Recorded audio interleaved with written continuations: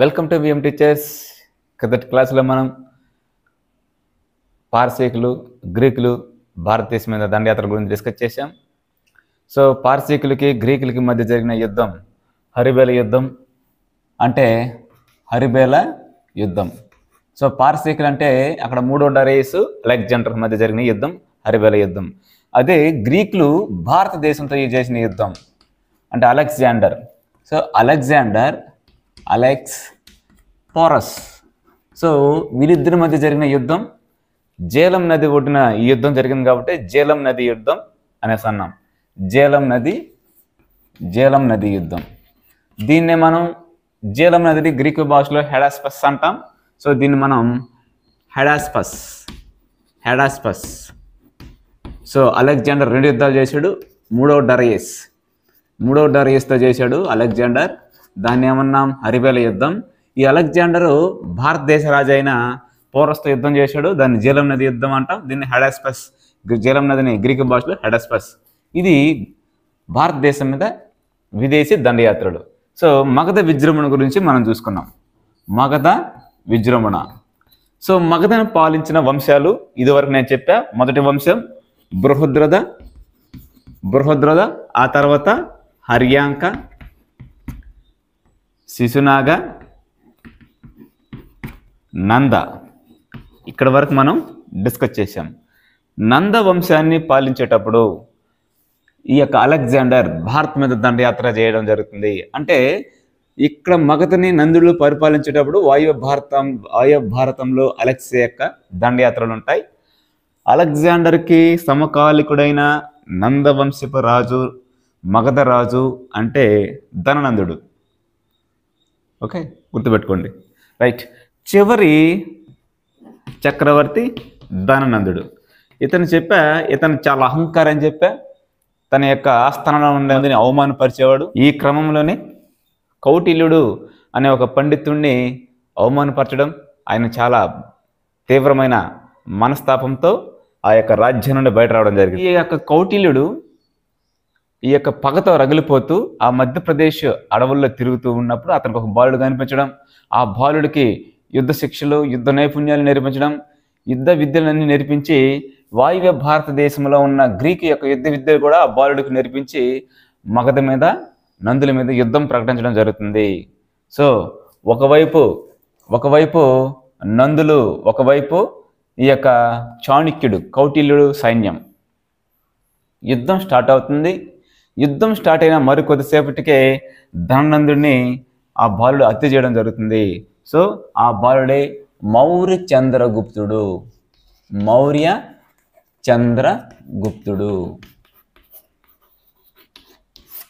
యుద్ధం ప్రారంభమైన కొద్దిసేపట్లోనే ధననందుడిని హత్య చేయడం.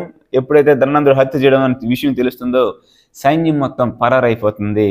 సో ఆ సింహాసనాన్ని మౌర్య చంద్రగుప్తుడు అధిష్ఠించడం జరుగుతుంది. BCE 321. మౌర్యుల యొక్క చారిత్రక ఆధారాల గురించి ఇప్పుడు మనం డిస్కస్ చేస్తాం. ఆధారాలు. ఈ మౌర్యులకు సంబంధించిన ఆధారాలని లిఖిత ఆధారాలు, పురావస్తు ఆధారాలు. ఫస్ట్ లిఖిత ఆధారాలని చూస్తాం. ఈ లిఖిత ఆధారాలు 2 రకాలు. ఒకటి స్వదేశీ రచనలు, విదేశీ రచనలు. స్వదేశీ రచనల్లో అర్థశాస్త్రం, కౌటిల్యుడు అర్థశాస్త్ర గ్రంథ రచయిత కౌటిల్యుడు. ఇక రాజతరంగిణి, పరిశిష్ట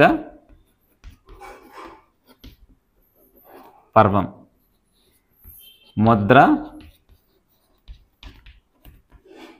రాక్షసం. చూడండి, అర్థశాస్త్ర గ్రంథాన్ని రాసినప్పుడు కౌటిల్యుడు, ఇన్ని విష్ణుగుప్తుడు అంటాం, చాణక్యుడు అంటాం. ఈ అర్థశాస్త్ర గ్రంథంలో మౌర్య సామ్రాజ్యం యొక్క పరిపాలన విధానాలు ఉన్నాయి. ఈ అర్థశాస్త్ర గ్రంథంలో రాజుకు ఉండాల్సిన లక్షణాలు, రాజ్యాన్ని ఎలా పరిపాలించాలి అనే విషయాలు ఈ యొక్క అర్థశాస్త్ర గ్రంథంలో కౌటిల్యుడు రాయడం జరిగింది. ఇందులో యథా రాజా తదా ప్రజ అనే ఒక నానుడి కూడా కౌటిల్యుడు చెప్పడం జరుగుతుంది. అంటే రాజు ఎలా ఉంటే ప్రజలు కూడా అలాగే ఉంటారు. రాజు స్వార్థపూరితంగా ఉంటే తన చుట్టూ ఉండే పరివారం కూడా స్వార్థపూరితంగా ఉండి ప్రజలు కూడా స్వార్థంగా తయారవుతారు. రాజు నీతిమంతుడు నిజాయితీగా ఉంటే తన చుట్టూ ఉండే పరివారం కూడా నీతి నిజాయితీగా ఉండి ప్రజలు కూడా నిజాయితీగా ఉంటారు అనే విషయమైన కౌటిల్యుడు అర్థశాస్త్ర గ్రంథంలో ముఖ్యంగా మౌర్య చంద్రగుప్తునికి సంబంధించిన ఎలా ఉండాలి, రాజ్యాన్ని రాజుకు ఉండాల్సిన లక్షణాలు ఎలా ఉండాలనే విషయాన్ని స్పష్టంగా రాయడం జరిగింది. Okay, next Rajatarangini.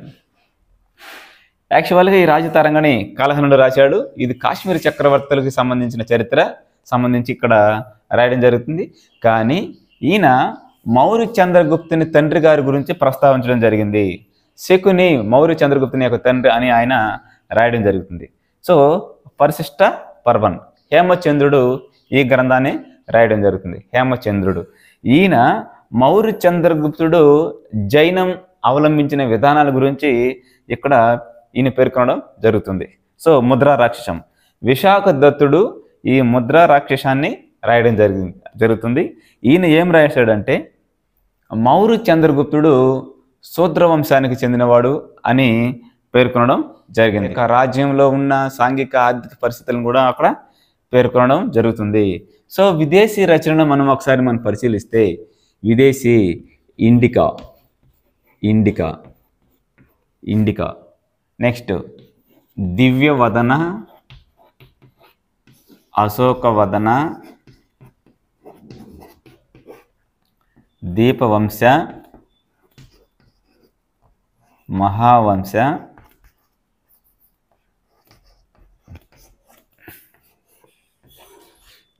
ఇండికా. ఈ గ్రంథాన్ని మెగస్తనీస్ మౌర్య చంద్రగుప్తుని యొక్క ఆస్థానంలో ఉన్న గ్రీక్ రాయబారి సెలికస్ నికేటర్ యొక్క రాయబారి ఇతనిని మౌర్యుల యొక్క ఆస్థానంలో ఉంచడం జరుగుతుంది.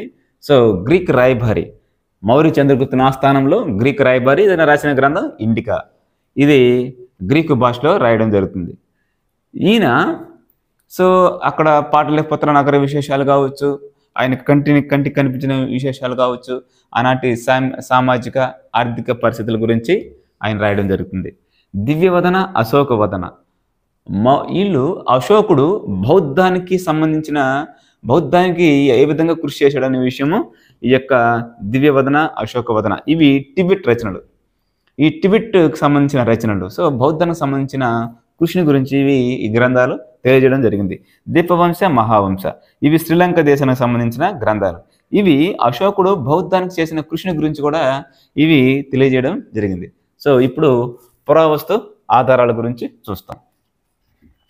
విదేశీ రచనలైనాయి, స్వదేశీ రచనలైనాయి, పురావస్తు ఆధారాలు. ఈ పురావస్తు ఆధారాల్లో మొదటగా నాణ్యాలను చెప్పుకోవచ్చు.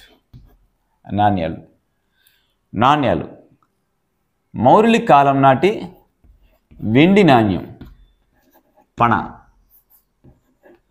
మౌర్యుల కాలం నాటి వెండి నాణ్యం పణ. మౌర్యుల కాలం నాటి రాగి నాణ్యం మసిక. చూడండి, మౌర్యుల కాలం నాటి వెండి నాణ్యం అంటే పణ, రాగి నాణ్యం అంటే మసిక. ఈ రెండు లోహాలని కలిపి వాళ్ళు నాణ్యాలను చేయడం జరిగింది. అంటే వెండి ప్లస్ రాగి ఈ రెండు లోహాలను కలిపి నాణ్యాలను చేయడం జరిగింది. వాటిని పంచ్ మార్క్డ్ నాణ్యాలు అంటాం. పంచ్ మార్క్డ్ నాణ్యాలు ఇవి భారతదేశంలో ఏ ప్రాంతంలో లభించాయి అంటే వాయువ్య భారతదేశంలో లభించాయి, మైదాన ప్రాంతాల్లో లభించాయి. ఇవి ఎక్కడ లభించాయి? వాయువ్య భారతదేశం, గంగా మైదాన ప్రాంతం. ఈ రెండు ప్రాంతాల్లో మాత్రమే ఈ పంచ్ మార్కుడు నాణ్యాలు లభించాయి. Okay, right. నెక్స్ట్ శాసనాలు. శాసనాలు అంటే ప్రధానంగా అశోకుని శాసనాల గురించి చెప్పుకోవచ్చు. అశోకుని శాసనాలు. ఈ అశోకుని శాసనాలు ప్రాకృత భాషలో ఉన్నాయి. ప్రాకృత భాష ఏ లిపిలో ఉన్నాయంటే బ్రహ్మి లిపి. బ్రహ్మి లిపిలో ఉన్నాయి. అశోకుని శాసనాలు ప్రాకృత భాషలో ఉన్నాయి. ఏ లిపి అంటే బ్రహ్మి లిపి. ఇక జునాగఢ్ శాసనం.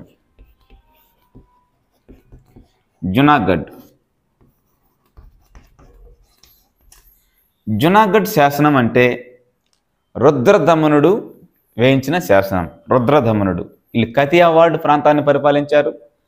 సో కతియావాడ్ అంటే గుజరాత్ ప్రాంతం. ఈ జునాగఢ్ శాసనంలో మౌర్యులకు సంబంధించి ఏముంది అంటే మౌర్య చంద్రగుప్తుని యొక్క బామర్దైన పుష్యగుప్తుడు ఎవరితను? మౌర్య చంద్రగుప్తుని యొక్క బామర్ది.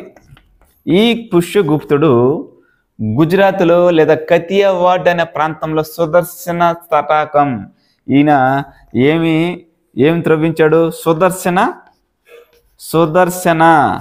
తటాకం లేదా సరస్సు.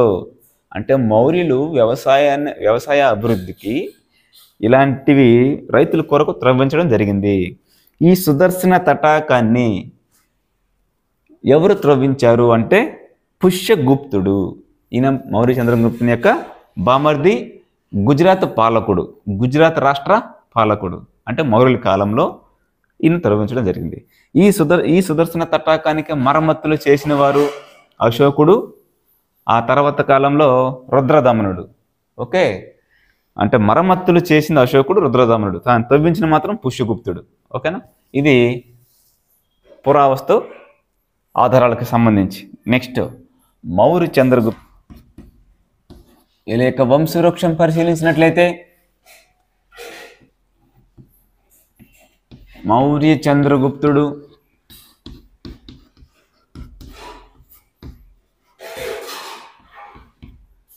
బిందుసారుడు 6th క్లాస్ టెక్స్ట్ బుక్లో వంశవృక్షం గురించి అడుగున్నాడు కాబట్టి ఇది తెలుసుకోవాల్సిందే.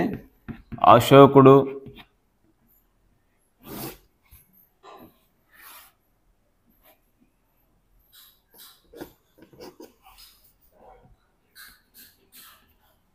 మహేంద్ర, సంఘమిత్ర, చారుమతి, కుణాళుడు,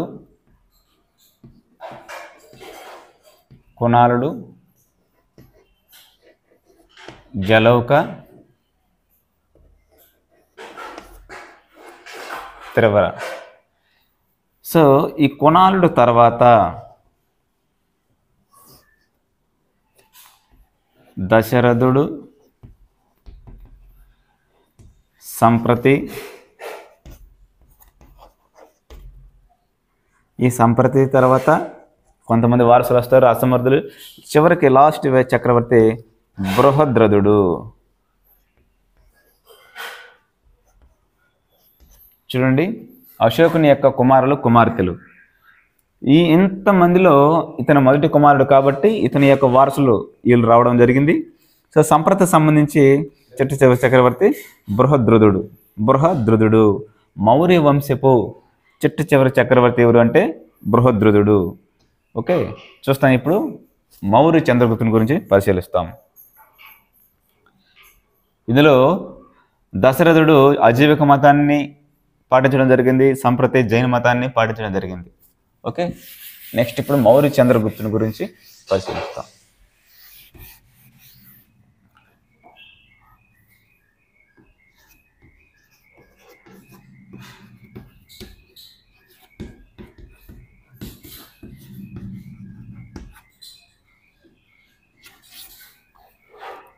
మౌర్య చంద్రగుప్తుడు సింహాసనాన్ని అధిష్ఠించిన తర్వాత వాయువ్య భారతదేశంలో అలెగ్జాండర్ దండయాత్ర వలన కొన్ని రాజ్యాలను ఏకం చేయడం జరిగింది. కానీ ఆయన వెళ్ళిన తర్వాత చిన్న చిన్న రాజ్యాల తెగలు ఉన్నారు అక్కడ.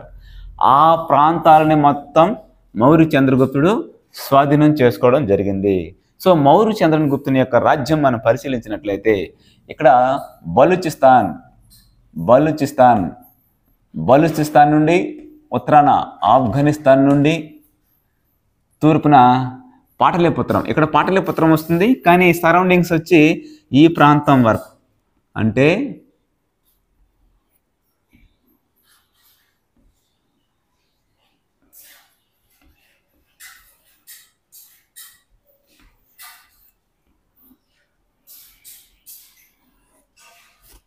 చూడండి, ఇదేమో సువర్ణగిరి, ఇదేమో సువర్ణగిరి. ఈ సువర్ణగిరి బలూచిస్తాన్, ఆఫ్ఘనిస్తాన్, పాటలీపుత్రం ఈ ప్రాంతం మధ్య మౌర్య సామ్రాజ్యం ఉండేది. మౌర్య చంద్రగుప్తుడు అస్సాం, కళింగ, ఇక్కడ కళింగ ఉండేది. ఈ కళింగ ఈ ప్రాంతాలని తప్ప, అస్సాం కళింగ ప్రాంతాలను తప్ప దాదాపు ఈ ప్రాంతాన్ని మొత్తం మౌర్య చంద్రగుప్తుడు ఆక్యుపై చేసుకోవడం జరిగింది. ఈ కళింగ మీద యుద్ధం చేసి ఆయన విఫలుడయ్యాడు కాబట్టి ఆ ప్రాంతం అలాగే స్వతంత్రంగా ఉండిపోయింది. సో మౌర్య చంద్రగుప్తుడు ప్రధాని. మౌర్య చంద్రగుప్తుని యొక్క ప్రధానమంత్రి ఎవరు? కౌటిల్యుడు. కౌటిల్యుడు. ఇతని ఆస్థానంలో గ్రీకు రాయబారి మెగస్తనీస్. చూద్దాం మెగస్తనీస్. ఈ వాయువ్య భారతదేశంలో గ్రీక్ యొక్క ప్రాంతానికి సెల్యూకస్ నికేటర్ స్వతంత్రత ప్రకటించుకొని మౌర్య రాజ్యం మీద దండెత్తాడు. ఎప్పుడైతే మౌర్య రాజ్యం మీద దండెత్తాడో ఈ యొక్క సెల్యూకస్ నికేటర్ని చంద్రగుప్త మౌర్యుడు ఓడించడం జరుగుతుంది. ఓడించి అతని కుమార్తెని వివాహం చేసుకొని ఆయనకి ఈ యొక్క సెల్యూకస్ నికేటర్కి 500 ఏనుగులు ఇచ్చేసి ఈ ప్రాంతాలని గాంధార, లాహోర్, ఈ బలూచిస్తాన్ ప్రాంతాలని స్వాధీనం చేసుకొని తన రాజ్యంలో కలుపుకోవడం జరుగుతుంది. సో తమ కుమార్తె అయిన హెలినాని అతనికి ఇవ్వడం జరిగింది. కౌటిల్యుడు ఒక నియమం పెడతాడు. హెలినాకి పుట్టే వారసులు మౌర్య సామ్రాజ్యం మీద వాళ్ళకి అధికారం లేదు అనే ఒక కండిషన్ పెట్టడం జరుగుతుంది. ఒక విదేశీయురాలికి పుట్టిన పిల్లవాళ్ళకి ఈ భూమి మీద ప్రేమ ఉండదు. సో వాళ్ళకి మాతృభూమి అనే ఒక భావన రాదు. సో విదేశీ మహిళకి పుట్టిన పిల్లవాళ్ళకి ఈ దేశం మీద అధికారం లేదు అనేసి ఆయన కౌటిల్యుడు కండిషన్ పెట్టడం జరుగుతుంది. ఓకే. మౌర్య చంద్రగుప్తుని యొక్క చివరి కాలంలో జైన మతాన్ని అవలంబించి కర్ణాటకకి బయలుదేరాడు. అంటే మౌర్య చంద్రగుప్తుడు తన చివరి రోజుల్లో తన కుమారుడైన బిందుసారుడికి రాజ్యాన్ని అప్పగించి తాను జైన మతాన్ని అవలంబించాడు. జైనం. సో మౌర్య చంద్రగుప్తుని యొక్క జైన గురువుని భద్రబాహు. మౌర్య చంద్రగుప్తుడు భద్రబాహుతో కలిసి కర్ణాటకకి చేరుకుంటాడు. కర్ణాటక రాజ్యాన్ని కుమారుడికి అప్పగించేశాడు. భద్రబాహుతో కలిసి కర్ణాటకకు చేరుకున్నాడు. కర్ణాటకలో శ్రవణ బెలగొళ ఈ శ్రవణ బెలగొళ అనే ప్రాంతంలో సల్లేఖన వ్రతం చేపట్టి సల్లేఖన వ్రతం అంటే ఇదివరకు క్లాసులో చెప్పున్నాం మీకు. కఠినమైన ఉపవాసాలు ఉండి శరీరాన్ని కృషింపజేసి మరణించడం అనేసి మీకు ఇదివరకు చెప్పున్నా. ఈ విషయాన్ని హేమచంద్రుడు పరిశిష్ట పర్వంలో లిఖించడం జరిగింది. నెక్స్ట్ బిందుసారుడు, రెండవ మౌర్య చక్రవర్తి బిందుసారుడు.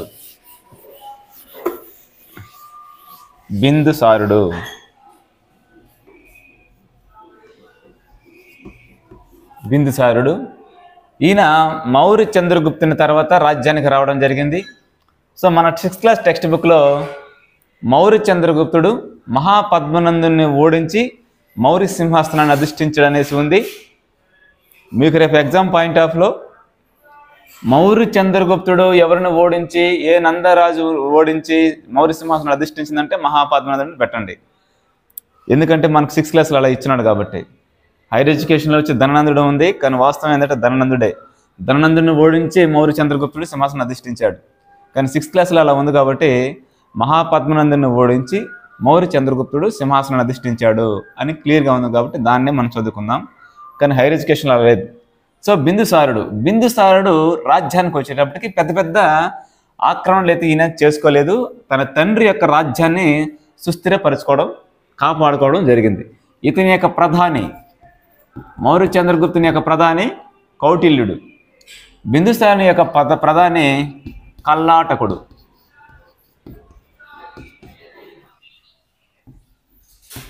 ఇతని బిరుదులు మనం పరిశీలించినట్లయితే మిత్రకేట్స్, అమిత్రఘాత్ర,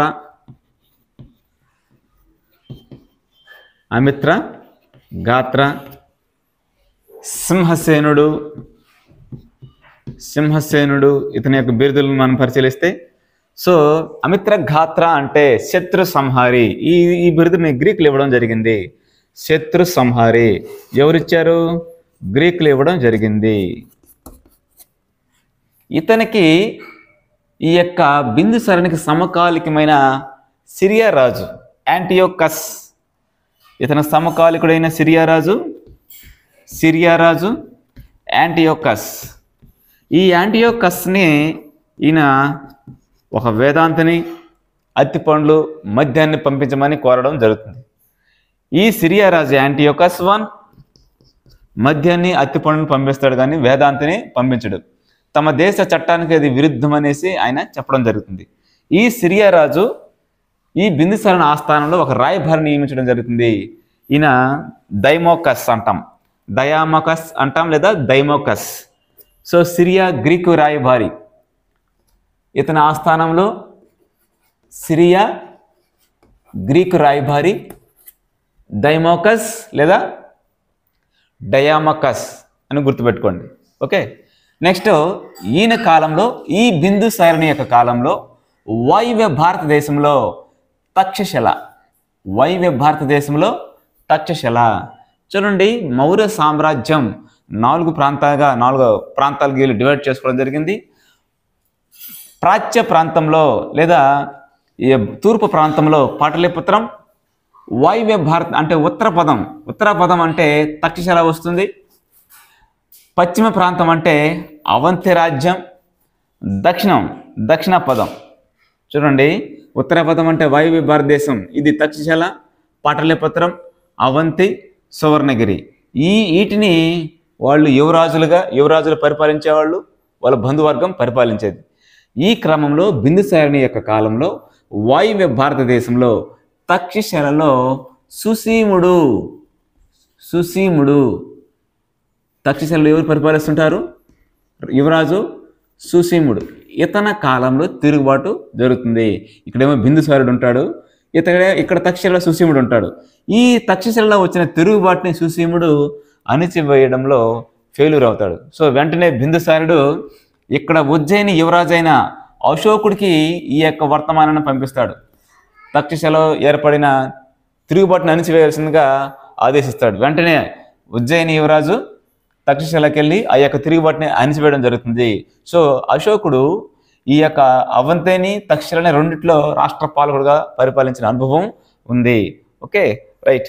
నెక్స్ట్ ఈయన తర్వాత ఈయన 272వ సంవత్సరం బీసీఈ, 272వ సంవత్సరం బీసీఈలో అంటే బిఫోర్ కామన్ ఎరా, పూర్వకాలం, చారిత్రక యుగానికి పూర్వకాలం 272వ సంవత్సరంలో మరణించడం జరుగుతుంది. మరి ఈయన మరణించిన తర్వాత పరిస్థితులు ఎలా ఉన్నాయో ఒకసారి మనం, ఎప్పుడైతే 272 బీసీ బిఫోర్ కామన్ ఎరా బిందుసారుడు మరణించడం జరుగుతుందో, 271, 270, 269, 268 అంటే 4 సంవత్సరాల పాటు ఆ సింహాసనం మధ్య అంటే వారసుల మధ్య వారసత్వ పోరు అనేది ఉంటుంది. 268 మనకు బిఫోర్ కామన్ ఎరాలో సంవత్సరాలు తగ్గుతూ వస్తాయి, 0కి వస్తాయి. అది నేను సింధు ప్రజలకు సంబంధించిన చాప్టర్లో క్లియర్గా చెప్పున్నా మీకు. ఓకే, సో ఈ సంవత్సరంలో తన 99 మంది సోదరుల్ని వధించి అశోక సామ్రాట్ రాజ్యానికి మౌర్య సామ్రాజ్య సింహాసనాన్ని అధిష్ఠించాడు అనే విషయము బౌద్ధ గ్రంథాలు చెప్తా ఉన్నాయి. 268 బీసీఈ ఈ సంవత్సరంలో మౌర్య సింహాసనాన్ని అధిష్ఠించిన చక్రవర్తి ఎవరు అంటే అశోకుడు. ఏ గ్రంథాల ద్వారా తెలుస్తూ ఉంది? బౌద్ధ గ్రంథాలు చెప్తా ఉన్నాయి. అంటే అక్కడ అశోకుణ్ణి చండాశోకుడుగా బౌద్ధ గ్రంథాలు వర్ణించాయి. ఎందుకు బౌద్ధ గ్రంథాలు చండాశోకుడుగా వర్ణించాయి అంటే, బౌద్ధాన్ని స్వీకరించక ముందు చండాశోకుడు, బౌద్ధాన్ని స్వీకరించిన తర్వాత ధమ్మ అశోకుడు అంటే బౌద్ధం గురించి యొక్క ఆ గొప్పతనాన్ని వాళ్ళు చెప్పడం కొరకు బహుశా ఇలా రాసి ఉండొచ్చామో అని భావించడం జరుగుతూ ఉంది. ఓకే, మరి అశోకుడు తన 99 మంది సోదరులను హత్య చేసి సింహాసనానికి వచ్చాడా అని అంటే, 5వ శిలాశాసనం, అశోకుడు వేయించిన 5వ శిలాశాసనం తన సోదరులు బ్రతికే ఉన్నట్టుగా, జీవించి ఉన్నట్టుగా అక్కడ మనం గమనించవచ్చు. అశోకుడు ఏర్పాటు చేసిన 3వ బౌద్ధ సంగీతునికి తన సోదరుడైన మొగలపుత్త తిస్స అధ్యక్షత వహించాడు. అంటే ఇది అబద్ధం. ఏది 99 మంది సోదరులను హత్య చేయడం అనేది అబద్ధం అనే విషయం మనకు తెలుస్తూ ఉంది. అశోకుడు చూస్తాం ఒకసారి. అశోకుడు 1837 సంవత్సరం నాటికి జేమ్స్ ఫిలిప్ 1830 సంవత్సరం దాకా జేమ్స్ ఫిలిప్ బ్రహ్మలిపిని చదివి అశోకుడు అనే చక్రవర్తి భారతదేశాన్ని పరిపాలించాడు అని చెప్పే వరకు మనకు తెలియదు. అంటే 1837 వరకు అశోకుడు అనే ఒక చక్రవర్తి, గొప్ప చక్రవర్తి ఈ దేశాన్ని పరిపాలించాడనే విషయం మనకు తెలియదు. కానీ ఈ సంవత్సరంలో జేమ్స్ ఫిలిప్ బ్రహ్మలిపిని చదివి, ఆ శాసనాలు చదివి, దేవనాం ప్రియ అనే బిరుదులు మనకు శాసనాల్లో కనిపిస్తూ ఉంటాయి. ఈ దేవనాం ప్రియ అనే వ్యక్తి అశోకుడు. ఎందుకు నిర్ణయించడం జరిగిందంటే, కర్ణాటకలో కూడా మనం గమనించినట్లయితే మస్కి శాసనం బయటపడింది. మస్కి శాసనం, ఈ మస్కి శాసనంలో కూడా ప్రియదర్శి అశోక అని పేరు ఉంది. ప్రియదర్శి అశోక అంటే దేవనాం ప్రియ అనే బిరుదు, ప్రియదర్శి అనే బిరుదు అశోకునివే. దేవనాం ప్రియ అంటే దేవతలకు ప్రియమైన వాడు, ప్రియదర్శి అంటే చక్కని రూపం కలిగిన వాడు అశోక. మస్కి శాసనం కర్ణాటకలో కూడా ప్రియదర్శి అశోక అనే పేర్లు మనం గమనించవచ్చు. అశోక శిలాశాసనాల్లో ఆయన వేయించడం జరిగింది. సో దేవనాం ప్రియ బిరుదు కలిగిన వ్యక్తి అశోకుడు, ప్రియదర్శి అనే బిరుదు కలిగిన వ్యక్తి అశోకుడు. అశోకుడు అనే గొప్ప చక్రవర్తి ఈ భారతదేశాన్ని పరిపాలించాడనే విషయము జేమ్స్ ఫిలిప్ మనకు చెప్పడం జరిగింది. ఓకే, సరే ఒకసారి మనం అశోకుడి యొక్క విషయాల గురించి చూస్తాం. అశోకుడి యొక్క ప్రధాని రాధాగుప్తుడు. ఇతని కాలంలో గ్రీకు రాయబారి తెహప, గ్రీకు రాయబారి తెహప. సరే చూస్తాం. అశోకుడి యొక్క తల్లిదండ్రుల గురించి ఒకసారి మనం పరిశీలిస్తాం. అశోకుడు తల్లిదండ్రులు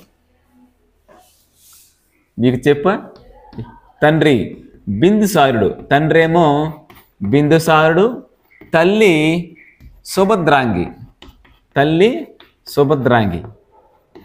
ఇతను పట్టపు రాణి, అశోకుడి యొక్క పట్టపు రాణి అసంధి మిత్ర.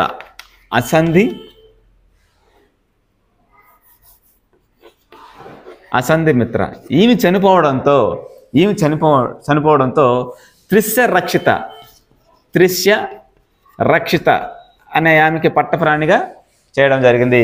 ఈమెకి బౌద్ధం అంటే ఇష్టం లేదు. బోధి వృక్షాలను విపరీతంగా నరికించేసింది. బోధి వృక్షాలకి విషం వేసి చంపేసింది వాటిని.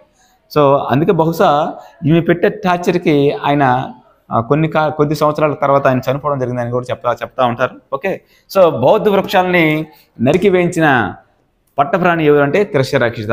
ఓకే, నెక్స్ట్ అశోకుడు రాజ్యానికి వచ్చిన 9వ సంవత్సరంలో ఈ కళింగ మీద యుద్ధం ప్రకటించడం జరుగుతుంది. చూడండి, ఈ విశాల భారతదేశంలో కళింగ మాత్రము మౌర్య సామ్రాజ్యంలో భాగం కాల. ఆ కళింగ రాజా అనంతన్. ఎందుకు కళింగ మీద అశోకుడు దండెత్తడం జరిగిందంటే, తూర్పు దేశాలతో వ్యాపారాలకి ఈ కళింగ అడ్డుపడేది. ఎందుకంటే ఎగుమతులు దిగుమతులు ఈ ప్రాంతం నుంచి జరిగేటివి. ఎగుమతులు దిగుమతులు ఈ ప్రాంతం నుంచి జరిగేటప్పుడు ఈ కళింగ రాజులు అధికంగా శిస్తును వసూలు చేయడము, లేదా ఆ యొక్క ఎగుమతులు దిగుమతుల్ని అడ్డుకోవడము జరిగేది. ఇది అశోకుడికి ఇబ్బంది కలిగించేది. సో ఈ కళింగ ప్రాంతం వ్యాపార లావాదేవీలకి అడ్డుపడుతుందన్న ఉద్దేశంతో అశోకుడు సింహాసనాన్ని అధిష్ఠించిన 9వ సంవత్సరంలో కళింగ మీద యుద్ధం ప్రకటించడం జరుగుతుంది. ఎప్పుడైతే అశోకుడు కళింగ మీద యుద్ధం ప్రకటించడం జరుగుతుందో అపారమైన సైనిక సంపత్తి కలిగిన మౌర్య సైన్యం ముందు కళింగ చాలా చిన్న సైన్యం, తక్కువ సైన్యం నిలబడగలుగుతుందా? కొన్ని రోజుల పాటు ఈ యొక్క మౌర్య సైన్యాన్ని తీవ్రంగా ప్రతిఘటించడం జరిగింది కళింగ. ఎందుకంటే ఇదివరకు మౌర్య చంద్రగుప్తుడు కళింగ మీద యుద్ధం ప్రకటించి విఫల ప్రయత్నం చేయడం జరిగింది. అంత తీవ్రంగా ప్రతిఘటించడం జరిగింది కళింగ సైన్యం. సో ఇప్పుడు కూడా తీవ్రంగా ప్రతిఘటించడం జరిగింది. కొన్ని రోజుల పాటు రాజా అనంతన్ బంధించడం జరిగింది. కొన్ని రోజుల తర్వాత రాజా అనంతన్ బంధించడం ద్వారా కళింగ సైన్యం ఓటమి పాలైంది. ఇప్పుడు అశోకుడు డైరెక్ట్గా ఆ యొక్క యుద్ధ భూమిలోకి రావడం జరిగింది. ఓకే, ఈ యుద్ధం కళింగ ఈ యుద్ధం భువనేశ్వర సమీపంలో ధౌలి అనే ప్రాంతంలో జరిగింది. కళింగ యుద్ధం భువనేశ్వర్, ఒడిస్సా, ప్రస్తుతం దాన్ని ఒడిస్సా అంటాం. ఒడిస్సాలో భువనేశ్వర సమీపంలో ధౌలి ప్రాంతం వద్ద జరిగింది. ఏ నదీ తీరం అంటే దయానది తీరంలో ధౌలి అనే ప్రాంతంలో ఈ యొక్క కళింగ యుద్ధం జరిగింది. భువనేశ్వర సమీపం దయానది తీరం. ఈ దయానది తీరం అనేది పూరి జిల్లా ఉంది కదా, ఆ జిల్లా గుండా ఇది ప్రవహిస్తూ ఉంది. సో ఈ యుద్ధంలో రాజా అనంతన్ ఓడిపోవడంతో కళింగ యుద్ధం ముగిసింది. అశోకుడు ఆ యుద్ధ పరిణామాలను పరిశీలించడానికి స్వయంగా యుద్ధ భూమిలోకి అడుగుపెట్టడం జరిగింది. యుద్ధ భూమిలోకి అడుగుపెట్టేటప్పుడు ఈయన చాలా అహంకారం, గర్వంతో ఈ యుద్ధ విజేత నేను, కళింగ యుద్ధ విజేత నేను, కళింగ ప్రాంతాన్ని స్వాధీనం చేసే ప్రాంతంలోకి వెళ్తా ఉన్నప్పుడు ఆయనకి కొన్ని సంఘటనలు కనిపించాయి, కొన్ని అర్థనాదాలు వినిపించాయి అతనికి. కొంతమంది తల్లులు బిడ్డలను కోల్పోయి రోధించడం జరుగుతూ ఉంది. కొంతమంది భర్తలను కోల్పోయి రోధించడం జరుగుతూ ఉంటుంది. సో ఆ అర్థనాదాలని వినలేకపోతాడు. రక్తం ఏరులై ప్రవహిస్తూ ఉంటుంది. ఇవన్నిటిని చూసి అశోకుడికి మనసు చలించిపోతుంది. తన చేతిలో ఉన్న ఖడ్గాన్ని అలాగే కింద వేయడం జరుగుతుంది. ఇక నుండి భవిష్యత్తులో ఇంత అరాచకం, ఎంత హింస భవిష్యత్తులో ఇంకెప్పుడు చేయకూడదు. ధర్మం ప్రకారంగా నడుచుకోవాలి, అహింసకు ప్రాధాన్యత ఇవ్వాలి అనేసి అతను అహింసకి ప్రాధాన్యత ఇవ్వాలి, ఇంకెప్పుడు హింస చేయకూడదని నిర్ణయించుకోవడం జరుగుతుంది. ఎప్పుడైతే అశోకుడు చూడండి, ప్రపంచంలో యుద్ధంలో గెలిచి యుద్ధానికి స్వస్తి పలికిన ఏకైక చక్రవర్తి ఎవరైనా ఉన్నారంటే అది అశోకుడు మాత్రమే. బలం ద్వారా కన్నా ధర్మం ద్వారా ప్రజల యొక్క మనసులను గెలుచుకోవడం మాత్రమే ఉత్తమమైనదని భావించడం జరిగింది. బలం ద్వారా కన్నా ధర్మం ద్వారా ప్రజల్ని గెలుచుకోవాలి అని ఆయన భావించడం జరుగుతుంది. ఓకే, మరి ఈయనకి అహింసకి ప్రాధాన్యతనిచ్చే మతం బౌద్ధ మతం. బౌద్ధం గురించి చెప్పి ఆయన మనసును మార్చిన వ్యక్తి ఎవరు అంటే ఉపగుప్తుడు. అందుకే అశోకుడి యొక్క బౌద్ధ గురువు ఎవరు అంటే ఉపగుప్తుడు. అశోకుడి యొక్క బౌద్ధ గురువు ఉపగుప్తుడు. బౌద్ధ గురువు ఉపగుప్తుడు. ఇతను మధుర ప్రాంతానికి చెందినవాడు. మధురై కాదు, మధుర. ఉపగుప్తుడు అశోకుని యొక్క బౌద్ధ గురువు. ఈయన 2 సంవత్సరాలు ఆలోచించి బౌద్ధాన్ని స్వీకరించడం జరిగింది. అశోకుడు బౌద్ధం స్వీకరించాడు. చూడండి, అశోకుడు బౌద్ధ మతానికి సంబంధించి 84,000 స్తూపాలు నిర్మించడం జరిగింది. భారతదేశంలో అతిపెద్ద స్తూపం సాంచి స్తూపం. ఇది మధ్యప్రదేశ్లో కలదు. ఈయన నిర్మించిన ప్రముఖమైన స్తూపాలలో సారనాథ్ స్తూపం ఉంది, సారనాథ్ స్తంభం ఉంది, శిలాస్తంభం. సారనాథ్ స్తూపం, బార్హుత్ స్తూపం. ఇది ఒడిస్సా రాష్ట్రంలో కలదు. ఇది యూపీ. సారనాథ్ స్తూపం ఉంది, సారనాథ్ శిలాస్తంభం ఉంది. ఓకే, ఈయన ఈ ఇంకా స్తూపం అంటే ఏంటో మీకు ఇదివరకే చెప్పా. స్తూపం ఇది భూమి మీద నిర్మించిన అర్ధగోళాకారపు ఆకారం. బౌద్ధ సన్యాసులకు చెందిన అవశేషాలు కావచ్చు, వాళ్ళు ఉపయోగించిన పనిముట్లు కావచ్చు, ఈ యొక్క స్తూపాలుగా నిర్మించడం జరుగుతుంది. ఓకే, నెక్స్ట్ అశోకుడు బౌద్ధానికి 14 శిలాశాసనాలు, 7 స్తంభ శాసనాలు. చూడండి, 84,000 స్తూపాలు, 14 శిలాశాసనాలు, 7 స్తంభ శాసనాలు.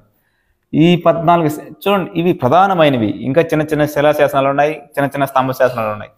ఈ 14 శిలాశాసనంలో 13వ శిలాశాసనం కళింగ యుద్ధ ప్రస్తావన ఇందులో కలదు. కళింగ యుద్ధ ప్రస్తావన కలిగిన శిలాశాసనం ఏది అంటే 13వ శిలాశాసనం. ఓకే, చూడండి, 5వ శిలాశాసనంలో అశోకుడి యొక్క సోదరులు బతికి ఉన్నారు, జీవించి ఉన్నారనే విషయం మనకు తెలుస్తూ ఉంది. ఓకే, చూడండి, ఈ 7 స్తంభ శాసనాలు అని చెప్పాను మీకు. శిలాశాసనానికి స్తంభ శాసనానికి వేరియేషన్ ఏమంటే, ఇది శిలల మీద చెక్కించేటివి, ఇవి శిలల మీద చెక్కించేటివి, ఇవి కూడా శిలల మీద చెక్కించేటివే. కానీ దీనికి వేరియేషన్ ఏమంటే, స్తంభ శాసనం అంటే ఏమంటే ఒకే శిలతో ఇలా చెక్కించడం. దీని మీద ఏదో ఒక వృషభం కావచ్చు, ఇంకా ఏదో ఒక సింహం కావచ్చు, ఏదో ఒక ఏనుగు బొమ్మ కావచ్చు, ఏదో ఒక శిల్పం అనేది ఇక్కడ ఉంటుంది. సో ఇలాంటి ఒకే శిలతో చెక్కించబడిన ఇలాంటి శాసనాలని స్తంభ శాసనాలు అంటాం. ప్రధానమైనవి 7 ఉన్నాయి. ఇంకా శిలలు అంటే ఎక్కడ అనుకూలంగా ఉంటే వాటి మీద శిలల మీద చెక్కించడం. ఓకే, ఇలాంటి స్తంభ శాసనాలలో సారనాథ్ స్తంభ శాసనం.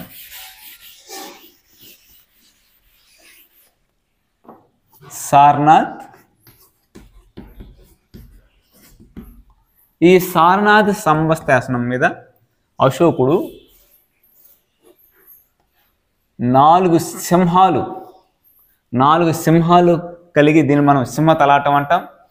4 సింహాలు కలిగిన ఈ సారనాథ్ స్తంభం మీద ఉన్న దాన్ని మనం 1950 జనవరి 26వ తారీఖున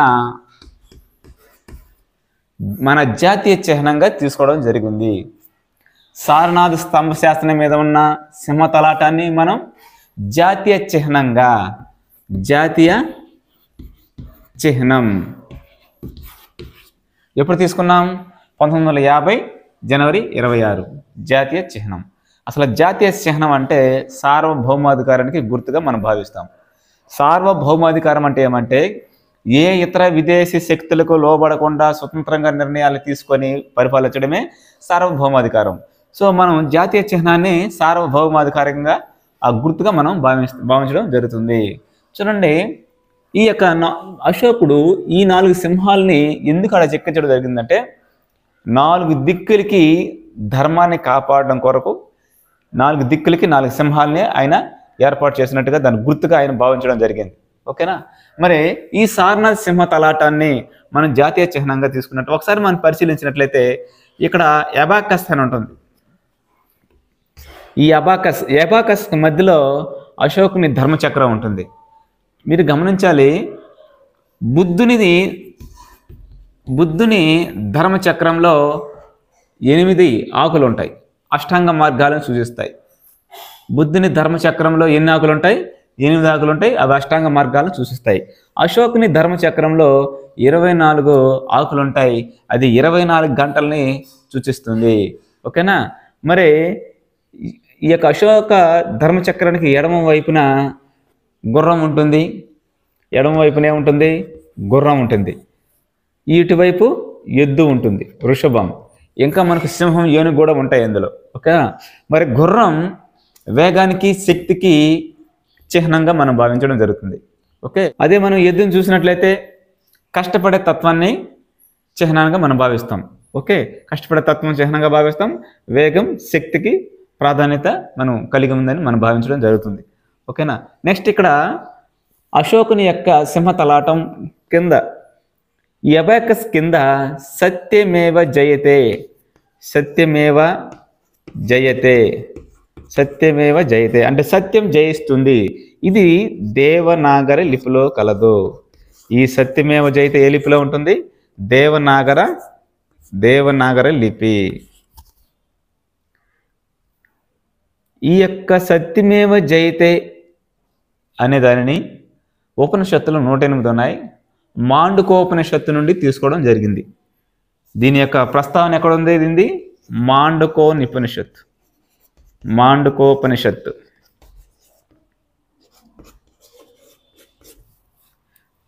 సత్యమేవ జయతే ప్రస్తావన ఏ ఉపనిషత్తులో ఉందంటే మాండుకోపనిషత్తు. ఇది ఏ లిపిలో ఉందంటే దేవనాగరి లిపి. అబాకస్ దిగువన ఉంటుంది. ఈ యొక్క దీని కింద యాక్చువల్గా కమలం మన జాతీయ చిహ్నంగా మనం తీసుకునేటప్పుడు ఈ అబాకస్కి దిగువన కమలం ఉంటుంది. ఈ అబాకస్ పైన సింహాలు ఉంటాయి. దీని కింద సత్యమేవ జయతే ఉంటుంది. ఇది కమలం మీద ఉండేది. యాక్చువల్గా అశోకుడు ఇలా చెక్కించాడు. కానీ మన భారత ప్రభుత్వం కమలం తీసుకోలేదు. మిగతా వాటిని మనం జాతీయ చిహ్నంగా భావించడం జరుగుతుంది. ఓకే, నెక్స్ట్ అశోకుడు పాటలీపుత్రంలో మూడవ బౌద్ధ సంగీతిని ఏర్పాటు చేయడం జరిగింది. సో మూడవ బౌద్ధ సంగీతిని ఏర్పాటు చేయడం జరిగింది. మీరు బౌద్ధంకి సంబంధించి దాంట్లో మీకు డీటెయిల్స్గా మీకు చెప్తున్నాను. ఈ మూడవ బౌద్ధ సంగీతికి అధ్యక్షత వహించిన వారు ఎవరు? అశోకుని సోదరుడైన మొగలిపుత్త తిస్స. అశోకుని సోదరుడైన మొగలిపుత్త తిస్స దీనికి అధ్యక్షత వహించడం జరిగింది.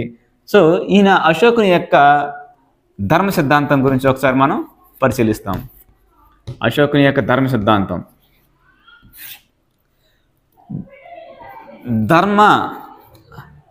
చూడండి, ప్రాకృతంలో ధర్మ అనే పదాన్ని ధమ్మ అని పిలుస్తాం. సో ధమ్మ అంటే ధర్మం అని అర్థం. ఓకే, మరి ఈ ధర్మాన్ని గురించి ప్రచారం చేయడం కొరకు మామూలుగా అశోకుడు బౌద్ధాన్ని స్వీకరించిన తర్వాత మద్యపానాన్ని నిషేధించడం జరిగింది. జంతు బలులను నిషేధించడం జరిగింది. తన రాజ్యంలో హింస అనేది ఉండకూడదు అని భావించడం జరిగింది. ఓకే, నెక్స్ట్ ఇంకా ఆయన ఏం చేయడం జరిగింది? ఈ ధర్మాన్ని ప్రచారం చేయడం కొరకు ధర్మ మహామాత్రులు అనే అధికారులను నియమించడం జరిగింది. ధర్మ మహామాత్రులు అంటే ఏమంటే, ధర్మ మహామాత్రులు రాజ్యంలో ఎవరైనా నిరక్షరాస్యులు ఉన్నట్లయితే ఆ యొక్క శాసనాలను చదివి ధర్మాన్ని గురించి వాళ్ళకి వినిపించాలి. నిరక్షరాస్యుల కొరకు, చదవలేని వారి కొరకు ఈ ధర్మ మహామాత్యులు అనే అధికారులు నియమించడం జరిగింది. వీళ్ళు దాన్ని చదివి వాళ్ళకి వినిపించాలి. తల్లిదండ్రులను గౌరవించాలి, పెద్దలను గౌరవించాలి, జంతువుల పట్ల దయ కలిగి ఉండాలి, పేదవారి పట్ల సానుభూతి కలిగి ఉండాలి, ఇతర పరమత సహనాన్ని కలిగి ఉండాలి, ప్రజల సంక్షేమాన్ని దృష్టిలో పెట్టుకొని ఆయన చెప్పడం జరిగింది. ఓకే, ఇంకా ఆయన ప్రజల కొరకు అశోకుడు ఏం చేశాడు ఒకసారి మనం పరిశీలిస్తాం. ఆహారం, నీరు చాలా పవిత్రమైన అనే విషయాలు తెలుసుకోవడం జరిగింది. అందుకొరకు ఈయన రోడ్లకి ఇరువైపులా చెట్లు నాటించడం జరిగింది. రోడ్లకి ఇరువైపులా చెట్లు నాటించడం జరిగింది. ఎందుకంటే రోడ్డున రహదారిన నడిచేపోయే వాళ్ళకి ఏదైనా ఆకలి, ఆ టైంలో ఆకలి వేసినప్పుడు ఆ చెట్లకి కాయల్ని పండ్లని తినడానికి వాళ్ళకి అవకాశం కలుగుతుందనే ఒక ఉద్దేశంతో ఆయన చెట్లను నటించడం జరిగింది. వాళ్ళు పోయేటప్పుడు నీడకి ఉపయోగపడుతుందని నటించడం జరిగింది. ఇంకా అక్కడక్కడ నీటి ట్యాంకులను వాళ్ళకి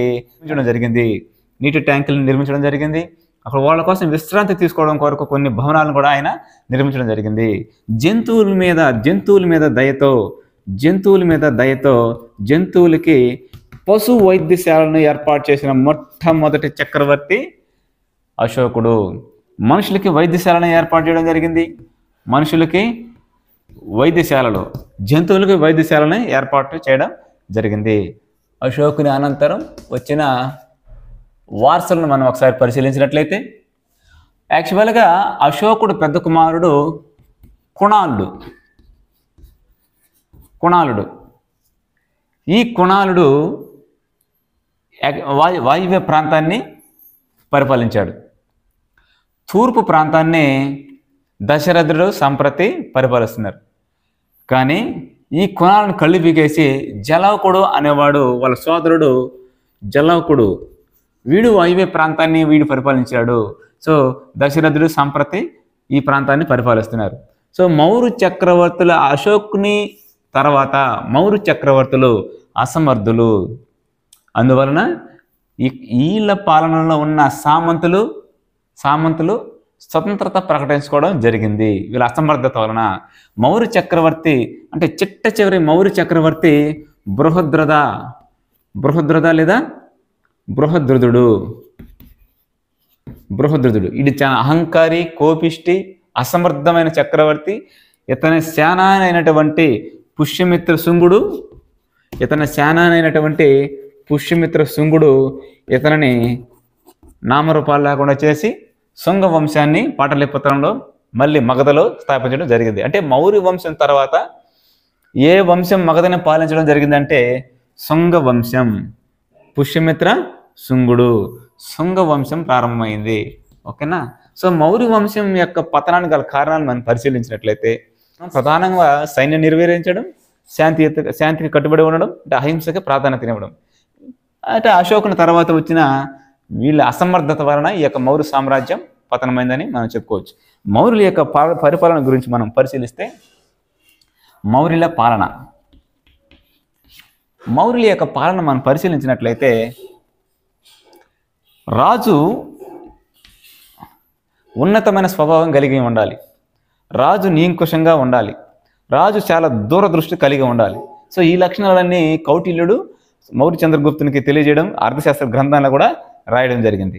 మంత్రి పరిషత్తు రాజుకు సలహాలు ఇవ్వడానికి, సూచనలు ఇవ్వడానికి మంత్రి పరిషత్ అనేది ఒకటి ఉండేది. ఇందులో ప్రధానమంత్రి అంటే సలహాదారుడు, ప్రధానమంత్రి కావచ్చు, పురోహితుడు, శానాని, యువరాజు వీళ్ళందరూ మంత్రి పరిషత్. అంటే ఒక్కొక్క శాఖను కేటాయించడం జరిగింది. ఈ యొక్క మంత్రి పరిషత్ని కౌటిల్యుడు రాజు చక్రంలో ఒక శకటం లాంటిది అని చెప్పడం జరిగింది. రాజు శకటంలో ఒక చక్రం లాంటిది, కీలకమైన చక్రం లాంటిది మంత్రి పరిషత్ అని చెప్పడం జరిగింది. వీళ్ళు రాజ్యాన్ని రాష్ట్రాలుగా డివైడ్ చేశారు. అది ఇదివరకే నేను చెప్పా. ప్రాచ్య ప్రాంతం, ప్రాచ్య పదం అంటే పాటలీపుత్రం, ఉత్తర పదం అంటే వాయు ప్రాంతంలో ఉండే తక్షశిల, పశ్చిమ పదం అంటే అవంతి, దక్షిణ పదం అంటే దక్షిణ ప్రాంతం. ఇవి ఒక్కొక్క ప్రాంతాన్ని వాళ్ళు యువరాజులుగా కావచ్చు లేదా వాళ్ళ బంధువర్గం కావచ్చు పరిపాలించడం జరిగింది.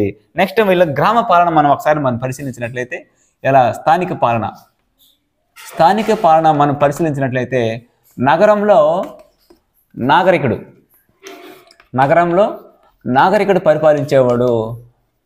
పరిపాలన సహకరించేవాడు. అదే గ్రామంలో తీసుకున్నట్లయితే గ్రామిణి. సో మౌర్యుల యొక్క పాలనా కాలంలో చిట్ట చివరి పాలనా విభాగం ఏదన్నా ఉందంటే అది గ్రామం. దీని యొక్క పాలనాధికారి గ్రామిణి. 10 గ్రామాలని గోపుడు. ఎన్ని గ్రామాలు కలిపి ఒకడు ఉండేవాడు అంటే, ఒక అధికారి ఉండేవాడు అంటే 10 గ్రామాలకి గోపుడు. ఇతని యొక్క ప్రధాన పని ఏమంటే శిస్తును వసూలు చేసి ఎన్ని లెక్కలు వేయడం, అంటే ఎంత వస్తుంది అనే ఒక విషయాన్ని ఈ యొక్క గోపుడు అనే వ్యక్తి గమనించేవాడు. సో వీళ్ళ కాలంలోనే మౌర్యుల కాలంలో న్యాయ వ్యవస్థ,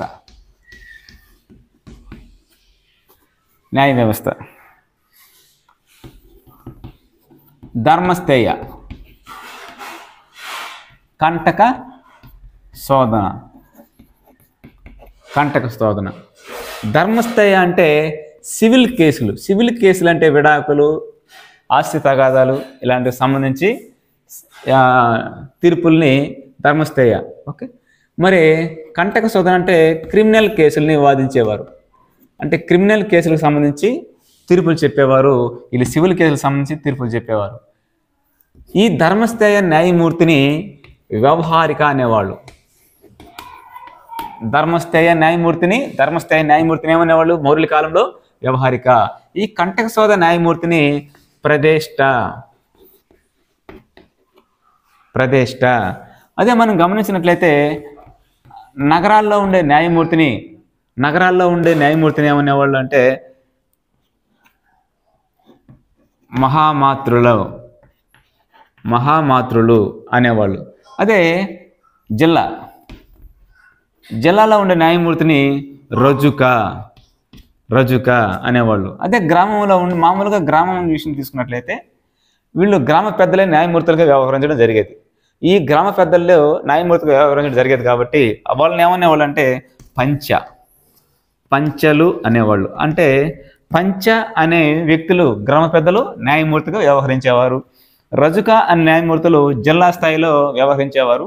మహామాత్రుల న్యాయమూర్తులు నగరాల్లో వ్యవహరించేవారు. ఇంకా ప్రదేశ అంటే కంటక క్రిమినల్ కేసులకు సంబంధించిన కేసులన్నీ వాళ్ళు తీర్పులు ఇవ్వడం జరిగేది. ఈ విధంగా న్యాయ వ్యవస్థకు సంబంధించి సో అంతిమ తీర్పు రాజుదే. ఓకే, నెక్స్ట్ సమాజం. మౌర్యుల కాలంలో సమాజంలో బానిస వ్యవస్థ ఉందనేసి చెప్పడం జరుగుతుంది. కానీ మెగస్తనీస్ తన ఇండికా గ్రంథంలో బానిస వ్యవస్థ లేదని చెప్పడం జరుగుతుంది. వాస్తవం ఏమంటే గ్రీకు రాజ్యంలో పోలిస్తే అక్కడ బానిస వ్యవస్థ పోలిస్తే వీళ్ళకి కొంచెం స్వేచ్ఛ ఉండేది. అందుకని బానిస వ్యవస్థ లేదు అని ఆయన రాయడం జరిగింది. బానిస వ్యవస్థ అయితే ఉన్నింది. నెక్స్ట్ సమాజం 7 వర్గాలుగా విభజించడం జరిగింది. సమాజాన్ని మెగస్తనీస్ ఇండికా గ్రంథంలో సమాజాన్ని 7 వర్గాలుగా విభజించడం జరిగింది. అది ఎవరెవరంటే బోధకులు కావచ్చు, పశుపోషకులు కావచ్చు, రైతులు కావచ్చు, సైనికులు కావచ్చు, ఇలా వర్గీకరించడం జరిగింది. ఇంకా చెప్పాలంటే స్త్రీల స్థానం మనం పరిశీలించినట్లయితే స్త్రీలని వీళ్ళు గూఢచారులుగా నియమించుకోవడం జరిగింది మౌర్యుల కాలంలో. వాళ్ళ సైన్యంలో నియమించుకోవడం జరిగింది మౌర్యుల కాలంలో. వీళ్ళకి ఒక ఉన్నత స్థానాన్ని కల్పించడం జరిగింది. భర్త చనిపోయిన స్త్రీ మళ్ళీ వివాహం చేసుకోవచ్చు, అయితే అందుకు వాళ్ళ మామ పర్మిషన్ అవసరం. ఈ విధంగా స్త్రీలకు కూడా ఉన్నతమైన స్థానం కలిగి ఉంది. ఓకే, నెక్స్ట్ ఆర్థిక వ్యవస్థ మనం పరిశీలించినట్లయితే ప్రధాన వృత్తి వ్యవసాయం.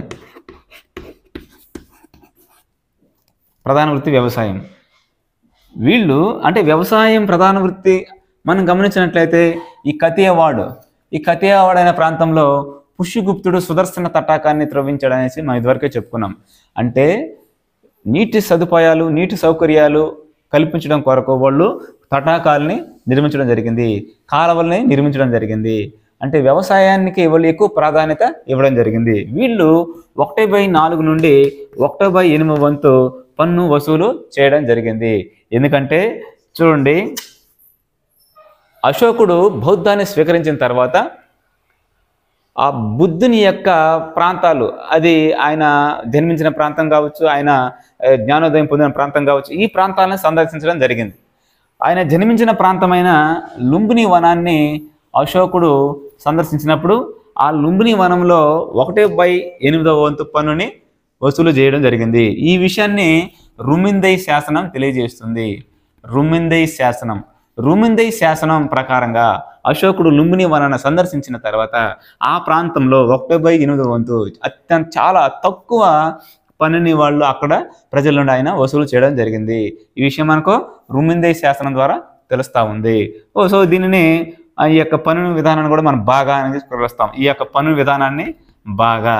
ఓకే, నెక్స్ట్ ఇక్కడ ఎగుమతులు దిగుమతులు మనం పరిశీలించినట్లయితే ఈ ప్రాంతం సోపారా, ఇది మహారాష్ట్ర, వీళ్ళ యొక్క ప్రధాన రేవు పట్టణాలు.